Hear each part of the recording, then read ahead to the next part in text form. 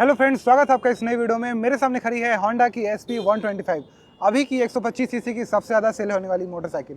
तो इसके बारे में आपको डिटेल में रिव्यू देता हूं कि अगर आप एक SP 125 लेते हैं तो आपको क्या क्या फ़ायदे होने वाले हैं और क्या क्या नुकसान भी होने वाला है, क्योंकि इसमें डिसएडवांटेज भी तो होगा। तो वो चीज़ रियल एकदम रिव्यू जो है आपके सामने अभी मैं बताने वाला हूँ। तो सबसे पहले हम जान लेते हैं इसमें आपको क्या क्या मिल जाता है। डिज़ाइन लैंग्वेज की बात करें तो बहुत ही अच्छा डिज़ाइन इसका दिया गया है, क्योंकि ये 125 सीसी की सबसे लंबी चौड़ी ऊंची बाइक है, जिसके कारण ये अभी के रेट में सभी लोगों को पसंद आ रही है कि उतना जगह इस मोटरसाइकिल के सीट में आपको मिल जाता है। इसका टैंक भी काफ़ी लंबा दिया गया है, प्लस सीट की लंबाई भी काफ़ी ज़्यादा दूर तक फैली हुई है। तो ये बाइक अपने आप में एक इससे ज़्यादा बड़ी बाइक जो है 125 सीसी में नहीं है, जिसके कारण ये बहुत ज़्यादा फेमस हो रही है। डिज़ाइन लैंग्वेज में यहाँ पे आपको कंप्लीट LED दिया गया है, जिसका कोई खास मतलब नहीं है। रात में बिल्कुल भी इस LED रोशनी से दिखाई नहीं देता है। ये बहुत ही यूजलेस सा मुझे लगता है। अगर रात की बात करें तो रात में इसका कोई भी मतलब नहीं है। कहीं भी आप रात में जाओ, एकदम डार्क होगा तो ही रोड दिखाई देगा। अगर थोड़ा सा भी वहाँ लाइट होगा तो आपका लाइट ऑन है या नहीं है ये पता नहीं चलता है। उसके आगे हम बढ़ते हैं तो सॉकर्स अच्छे हैं, इसका सस्पेंशन अच्छे हैं, ब्रेक आपको अच्छे मिल जाते हैं। ट्यूबलेस टायर आपको आगे में मिल जाता है देखने को। इसमें 2 वेरिएंट्स आता है, आप ड्रम ब्रेक भी ले सकते हैं, डिस्क ब्रेक भी ले सकते हैं। डिस्क ब्रेक लगभग 1,03,000 से 1,04,000 रुपये आता है और ड्रम ब्रेक लगभग 99,000 से 1,00,000 रुपये ऑन रोड प्राइस में आपको मिल जाती है। उसके बाद 2,000 के आसपास का आपको एसेसरीज लगाना होता है। 100 सेक्शन के आपको 18 इंच के आपको इसमें अलॉय व्हील और टायर देखने को मिल जाते हैं। उसके आगे बढ़ते हैं तो इसमें आपको जो इंजन कवर, इंजन गार्ड, ये सभी चीज़ें दिया गया है यहाँ पे, चाहे ये कॉल जो दिया गया है ये काफ़ी खूबसूरत लगती है, इसको स्पोर्टी बनाती है, स्टाइलिश बनाती है। यहाँ पे अगर आ जाते हैं तो यहाँ पे आपको 125 सीसी का इंजन विथ किक स्टार्ट, और इंजन काफ़ी कॉम्पैक्ट है, काफ़ी छोटा सा लगता है। तो वो एक चीज़ है, लेकिन जो पावर जितना मिलना चाहिए, जितना टॉर्क मिलना चाहिए, वो चीज़ें आपको यहाँ पे देखने को मिल जाती है। और साथ ही साथ इसमें आपको मोबिल फिल्टर मिलता है, जो कि बहुत सारी बाइक्स में नहीं मिलता है। आगे बढ़ते हैं तो यहाँ पे आप सारी चीज़ें और बाकी देख पाएंगे किस तरीके से डिज़ाइन की हुई है। मैं डिज़ाइन लैंग्वेज एक हिसाब से दिखा रहा हूँ। इसमें वायरिंग्स बहुत अच्छी की गई है। वायरिंग्स आपको कहीं से भी दिखाई नहीं देती है, बहुत गौर से अंदर देखने में दिखाई देती है। बाकी सभी कुछ यहाँ पे छिपा दिया गया है, क्योंकि बाइक की लंबाई ज़्यादा है तो वायरिंग छिपाने में इन लोगों को ज़्यादा मशक्कत करनी नहीं पड़ी होगी, आराम से जो है छिप गई होगी। फुट रेस्ट आप रियर फुट रेस्ट देख सकते हैं, इस तरह बनाया गया है। ये आपका टीना का दिया गया है, लोहा का दिया गया है, तो जल्दी टूटेगा नहीं। बाकी साइलेंसर छोटा सा यहाँ पे दिया जाता है। टायर आपको पीछे में 100 सेक्शन के दे दिए जाते हैं, जो कि बहुत ही अच्छी बात है। सबसे ज़्यादा शिकायत इसी का था कि टायर कैसा है, तो टायर आपको 180/18 का जो है टायर यहाँ पे आपको अब देखने को मिलता है। तो टायर में आपको अब पहले वाली कोई दिक्कत जो है नहीं होने वाली है। टायर बहुत ही शानदार है, और रोड पे जैसे आप देख रहे होंगे कि किस तरह से लगता है देखने में, तो काफ़ी बड़ी बाइक लगती है।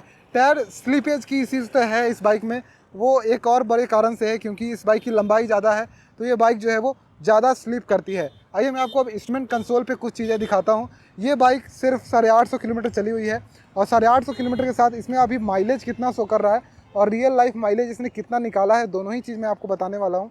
तो सबसे पहले आप देखेंगे तो ये चली है लगभग 852 किलोमीटर, जिसमें अभी तक कोई भी ट्रिप रीसेट नहीं हुआ है। आप देखें ट्रिप A 852.6 तो रीसेट नहीं किया गया, यानी 852 किलोमीटर का टोटल एवरेज अभी कितना आएगा वो मैं आपको दिखाने वाला हूँ। तो लगभग 74.8, ये मैंने लगभग 75.8 तक भी देखा है, और ये रियल लाइफ में लगभग लोकल में भी 70 के आसपास यानी 68 to 70 माइलेज दे रही है। जिसमें सबसे ज़्यादा इस बाइक को 55 की स्पीड के नीचे चलाया गया है। 60 की स्पीड के ऊपर ये बाइक बिल्कुल भी कंफर्टेबल नहीं लगती है, बहुत ज़्यादा अनस्टेबल लगती है, फिसलन सी लगती है। अगर आंधी आ जाए तो बाइक जो है वो फिसल जाए, वैसी सी लगती है। जिसके कारण इस बाइक का स्पीड आप मान सकते हैं कि आप 40 से 55 की स्पीड में ही इसको ढंग से चला सकते हैं। उसके बाद अगर आप 60 में चलाते हैं तो आपको इतना ज़्यादा माइलेज भी इसमें देखने को नहीं मिलेगा। माइलेज जो है वो 55-60 के बीच में आ जाएगा अगर 60 की स्पीड में आप बाइक को चलाते हैं। तब अगर आप 50 के नीचे चलाते हैं, 5th गियर पे चलाते हैं, तो आपको इतना माइलेज देखने को मिल सकता है। हालांकि आप 60 ही मान के चलिए कि आपको 60 का ही माइलेज मिलेगा, क्योंकि ये माइलेज सभी लोग नहीं निकाल पाते हैं। इधर देखा जाए तो इसमें 5 गियर आपको मिल जाते हैं। गियर का स्मूथनेस थोड़ा रफ है, फंसता है, 1 2 3 फंसता है। अगर आप गाड़ी खड़ी हो गई है तो आप डायरेक्ट न्यूट्रल करने में आपको दिक्कत होती है तो गियर इसका फंसता है, ठीक है, लेकिन चलता है, ऐसा कोई दिक्कत वाली बात नहीं है। अगर इसका कंपटीटर ग्लैमर को देखा जाए, सुपर स्प्लेंडर को देखा जाए, तो उनमें भी गियर फंसता है, तो इसमें भी फंसता है, तो कोई बहुत बड़ी बात नहीं है। रेडर को देखा जाए तो उसमें भी गियर फंसता है। एक्सट्रीम 125R को देखा जाए तो उसमें भी गियर फंसता है।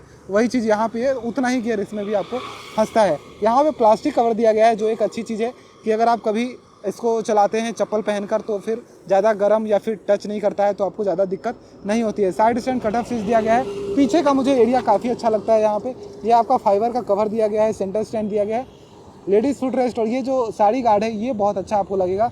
ये बिल्कुल भी परेशान नहीं करता है। और लेडीज़ जब बैठती है तो इसकी सीट चौड़ी जो है, इसके कारण उनको बहुत ही ज़्यादा खुशी होती है कि इतनी अच्छी बाइक है जिसमें उनको पूरा स्पेस मिलता है बैठने का। ग्रैब रेल बहुत अच्छा है, बहुत अच्छा स्पेस मिलता है, मतलब पीछे पकड़ने का या फिर आगे भी जो राइडर बैठता है, दोनों आपस में टच नहीं होते हैं। एक होती है ना बात कि दोनों टच हो रहे हैं आपस में, उनका बॉडी टच हो रहा है, तो इतनी ज़्यादा लंबाई है कि दोनों राइडर आपस में टच नहीं होते हैं। तो इन सभी चीज़ों के साथ मैं अब आपको एक चीज़ और यहाँ पे दिखाने वाला हूँ, जो बहुत छोटी छोटी चीज़ें हैं। जैसे कि आपका चाबी जो है वो कुछ ऐसा देखने को मिलेगा। आपको और आगे चीज़ें बताऊँ तो यहाँ पे जब आप देखेंगे तो पास स्विच और हाई बीम इसी में दिया गया है। हालांकि लाइट का कोई मतलब नहीं है, मैंने आपको बताया। क्लच आपको सॉफ्ट देखने को मिलता है। हॉर्न, इंजन की स्विच या फिर स्टॉप बटन या फिर स्टार्टर बटन आपको इसी में देखने को मिलता है। और अंदर सीट में आपको क्या क्या मिल जाता है, सीट स्टोरेज, मतलब यहाँ पे आपको क्या क्या देखने को मिलता है वो दिखा रहा हूँ। तो कुछ ऐसा आपको ये अंदर देखने को मिलेगा। यहाँ पे आपको कुछ टांगने का हुक मिल जाता है, जो कि बहुत अच्छा चीज़ है। आप यहाँ पे देखिए, इसमें आप कुछ भी टांग सकते हैं, जिसके कारण मुझे लगता है कि ये बहुत ही प्रैक्टिकल चीज़ है। तो इसमें मैं हेलमेट अक्सर लगा लेता हूँ, तो उससे जो है बहुत ही आसानी होती है। आप कहीं भी जाते हैं तो आपको हेलमेट के लिए अलग एक्सेसरीज़ या फिर हाथ में लेके कहीं भी नहीं जाना पड़ता है। तो चलिए इस बाइक को चलाना शुरू करते हैं और चलाकर आपको बताते हैं कि चलने में कैसी है और ओवरऑल ये माइलेज भी कैसा दिखाती है मीटर पे। तो जब हम इसको थोड़ा सा एक्सलरेट करते हैं तो आप देखिए लगभग 50 की स्पीड जाने में भी बहुत देर नहीं लगता है। आपको तीसरे गियर तक ही बहुत ही जल्दी आपका 50 का स्पीड जो है वो कैप्चर कर लेती है। और 60, 70 इस तरह की स्पीड जाने में ज़्यादा दिक्कत नहीं लगती है। लेकिन जैसे ही इसने 70 का स्पीड जो है वो टच किया, बाइक में थोड़ा सा लग रहा है ना कि पीछे से वो उतना ज़्यादा कंफर्टेबल नहीं है। अब इससे ज़्यादा मुझे, मतलब अगर कंफर्ट की बात करें तो इससे ज़्यादा चलाने में अच्छा नहीं लग रहा है अंदर से। इससे ज़्यादा मैं इसको पुश करूं और मैं आपको यहाँ पे दिखाऊं तो ये कितना रियल टाइम माइलेज कितना दिखा रही है। तो चलिए थोड़ा सा और चलाते हैं इसको। तो अगर आप 70 के स्पीड में चलाते हैं तो देखिए रियल टाइम माइलेज जो है वो लगभग 47 के आसपास दिखा रहा है। देखिए 70 के आसपास 48, 47 यानी 50 के आसपास माइलेज मिलेगा। 70 के आसपास देखते हैं, यहाँ 60 के आसपास देखते हैं कितना दिखाता है। 60, 60, 60, 60, 60 आ गया। तो 60 पे जो है लगभग 99, यानी कि ये बताना चाह रहा है कि नहीं 68, 68, 61, तो लगभग 60 के स्पीड में आपको ये बताना चाह रहा है कि हम आपको 60 का माइलेज देंगे। यानी कि 60 के स्पीड में लगभग आपको ये 55 का माइलेज देगी, ये आप समझिए। ठीक है, अब बात जैसे कि मैंने आपको बताया कि ये उतने ज़्यादा हाई स्पीड्स में बहुत ज़्यादा मज़ेदार नहीं है, तो ये तो सच्चाई है इसकी कि ज़्यादा हाई स्पीड में 70 से ऊपर मैं नहीं लेके गया, क्योंकि मुझे खुद कंफर्टेबल इस बाइक में महसूस नहीं होता है। तो जो हाई एंड बाइक्स होती हैं वो इन सभी चीज़ों के लिए पहले से तैयार होती हैं, लेकिन जो इस टाइप की बाइक्स होती हैं उनमें इन सभी चीज़ों के लिए वो पहले से प्रीपेड रेडी नहीं रहती हैं। तो वो चीज़ आप समझ सकते हैं कि इसमें ये वाला थोड़ा सा प्रॉब्लम तो आपको देखने को मिलेगा। बाकी जो गियर स्मूथनेस की मैंने बात की कि आपको इसमें गियर कैसा देखने को मिलता है, तो गियर जैसे कि मैं बताऊं इसमें 3, 2, 1, 1, 2, 3, 4, 5, 3, 2, 1। लेकिन अगर मैं 5वें गियर पे बाइक को अचानक से अगर रोक दूं तो देखिए आप ये 3, 2, अब 2, 1 नहीं हुए, ये हो गया, मतलब ठीक हो ही गया मान लीजिए। चलिए, तो उतना दिक्कत नहीं है, लेकिन यूज़ टू होने वाली बाइक है कि एक थोड़ा समय लगेगा, लेकिन समय के बाद जो है बाइक जो है आपकी यूज़ टू हो जाएगी। आप उसके बाद उसको चलाने में बहुत ज़्यादा अनकंफर्टेबल फील नहीं करिएगा। लेकिन गियर थोड़ा फंसता है, ये आप मतलब मान के चलिए। और जो कंपटीटर है वो भी फंसता है, जिसके कारण मैं इसको बोल के भी जो है थोड़ा सा नकारने का मन करता है, क्योंकि जो ग्लैमर है उसका भी गियर फंसता है, इसी तरीके से सुपर स्प्लेंडर का भी फंसता है, तो इसका भी फंसता है। तो मतलब ठीक है, अगर आप जो कंपटीटर आपको दे रहा है सेम चीज़ दे रहा है, थोड़ा सा TVS रेडर का गियर जो है वो इससे ज़्यादा बेहतर जो है चलता है, ये आप मान सकते हैं। अब बात करते हैं हैंडलिंग की। तो मैंने आपको बताया होगा इस वीडियो में कि 5 फीट के लोग इसको चलाने में थोड़ा अनकंफर्टेबल फील करते हैं। इसका हैंडल थोड़ा सा दूर दिया गया है, जैसे थोड़ा काफ़ी नज़दीक रहता है ना तो थोड़ा सा आराम रहता है चलाने में, तो इसका हैंडल थोड़ा दूर है। लेकिन जगह है, आप चाहें तो हैंडल को थोड़ा नज़दीक करवा सकते हैं, तो उसके बाद आप जो है चला भी सकते हैं, तो कोई ख़ास आपको दिक्कत यहाँ पे नहीं होगी।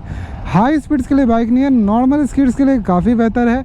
माइलेज बहुत अच्छा है, और मतलब थोड़ा स्लो स्पीड हो तो इसका इंजन पता भी नहीं चलता है कि चल रही है, लेकिन 60 की स्पीड में इंजन पता चलता है काफ़ी ज़्यादा। हालांकि है तो 125 सीसी में बाइक ही, हम भी 200-300 का रिव्यू करते करते इनको ढंग से बता नहीं पाते, लेकिन हाँ उस हिसाब से भी देखा जाए तो ये काफ़ी सही चल रही है, ऐसा कोई दिक्कत नहीं है। देखिए अब एक जगह मिली है, चलिए यहाँ से पार करा के देखते हैं, क्योंकि कुछ तो दिक्कत हमें भी महसूस हो रही है यहाँ पे। तो ग्राउंड क्लियरेंस भी यहाँ पे आपने देख लिया कि कैसा आपको यहाँ पे देखने को मिल रहा है। तो आराम से यहाँ पे पार हो गई, वहाँ पे एक बड़ा ट्रक अटक गया है जिसके कारण अब उस रोड से जाया ही नहीं जा सकता है।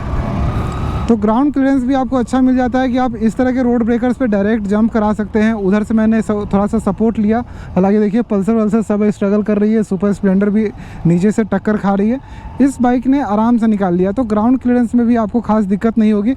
लंबी बाइक होने के कारण इसमें जब ग्राउंड क्लियरेंस दिया गया तो कंपनी के थ्रू मतलब ज़्यादा दिक्कत वहाँ पर हुई नहीं। और ये जैसे कि आप देख रहे हैं यहाँ पे सस्पेंशन, तो मैं सस्पेंशन बोलूँगा ठीक है, लेकिन बाइक हल्की हल्की हल्का हल्का तो हिलते रहना सा महसूस होती है। मतलब कहीं पे भी आप जा रहे हैं तो हल्का सा बाइक जो है वो हिलते रहना जैसा महसूस होता है इस बाइक में। तो ये सभी चीज़ें मिलती है, लेकिन सॉकर ठीक है, जब 2 लोग बैठ जाते हैं तो सॉकर और भी ज़्यादा बेहतर काम करती है। मतलब सॉकर 2 लोगों में ज़्यादा अच्छा काम करती है, सिंगल लोड में थोड़ा सा इधर उधर तो चलेगा, लेकिन 2 लोग में बहुत ही बेस्ट, बहुत ही परफेक्ट काम करती है। आप देख रहे होंगे यहाँ पे जब मैं 50 की स्पीड में चला रहा हूँ तो ये लगभग 80 का माइलेज शो कर रही है कि 80 का एवरेज आपको निकाल के देगी, जिसके कारण मैंने बताया कि अगर आप 50 के नीचे चलाते हैं तो आपको 65 से 70 के बीच का माइलेज ये आराम से दे दिया करेगी, आपको ज़्यादा परेशान नहीं करेगी। होपफुली आपको बाइक समझ में आ गई होगी। अब मैं आपको फाइनल कंक्लूजन बताता हूँ कि आपको लेना चाहिए या नहीं लेना चाहिए। तो इस बाइक को अगर आप बहुत ही प्रैक्टिकल हिसाब से लेना चाहते हैं तो बहुत अच्छी बाइक है, लेकिन तेज़ चलाने के हिसाब से ये बाइक नहीं है। ये बाइक रेडर के सामने कमज़ोर है। अगर उसका स्पीड, पिकअप, स्मूथनेस ये सब देखा जाए तो उसका ज़्यादा अच्छा है, ये थोड़ा सा वहाँ पे कमज़ोर है। अगर इस बाइक को माइलेज के हिसाब से देखा जाए तो ये सभी सेगमेंट की बाइक से थोड़ा सा ज़्यादा बेहतर है, ये ज़्यादा अच्छा माइलेज देती है। हालांकि आपको उन सभी से, मान लो आपको रेडर में आपको 50 मिल रहा था, इससे 55-60 मिलेगा। अगर आपको ग्लैमर से 55 मिल रहा था, इससे 60 मिलेगा। तो इतना आपको माइलेज का अंतर देखने को मिलेगा। लेकिन हाँ, माइलेज में ये बेस्ट बाइक है अभी के रेट में, इससे ज़्यादा कोई बेस्ट बाइक है नहीं। और साइज़ में ये बेस्ट बाइक है, लेकिन ये बाइक हवा के कारण थोड़ा सा लहराती है, फिसलती है और अनस्टेबल हो जाती है। अगर हल्का सा भी हवा, आंधी या बस ट्रक गुजरे तो ये अनस्टेबल हो जाती है। तो उन सभी मुकाबले में ये बाइक थोड़ी सी कमज़ोर है compare to Glamour and Raider, तो वो आपको समझना पड़ेगा। लेकिन माइलेज जो है वो बेहतर है। होंडा का भरोसा, होंडा का इंजन ऑयल और जो होंडा का सर्विस एंड मेंटेनेंस है वो आपको कहीं ना कहीं बाकी कंपनियों से ज़्यादा बेहतर यहाँ पे मिलता है। इसके सामने अगर मैं लाता कभी तो डेफिनेटली अगर यामाहा में 125 सीसी की कोई मोटरसाइकिल आती तब कोई जो है बराबरी की टक्कर वाली बाइक जो है वो ऑफ़र करता, मुझे ज़्यादा लगता है, या फिर सुजुकी की। हालांकि बाकी जो है बराबर में आती है, ऐसी कोई ज़्यादा उनको तारीफ़ नहीं कर सकता या इनका बहुत ज़्यादा तारीफ़ नहीं कर सकता। तो होपफुली आपको समझ में आया होगा। क्लियर वर्ड यही है कि अगर माइलेज चाहिए, प्रैक्टिकल यूज़ चाहिए, कमाना है बाइक से तो ये बाइक ले लीजिए। दिखावा करना है, बाइक ज़्यादा तेज़ चलाना है, लॉन्ग डिस्टेंस ज़्यादा ट्रैवल करना है तो रेडर, ग्लैमर पे भी जा सकते हैं। तो यही था मेरा ओवरऑल ओपिनियन। आपका क्या ओपिनियन है इस मोटरसाइकिल के बारे में, मुझे ज़रूर बताइएगा। Thank you, bye bye.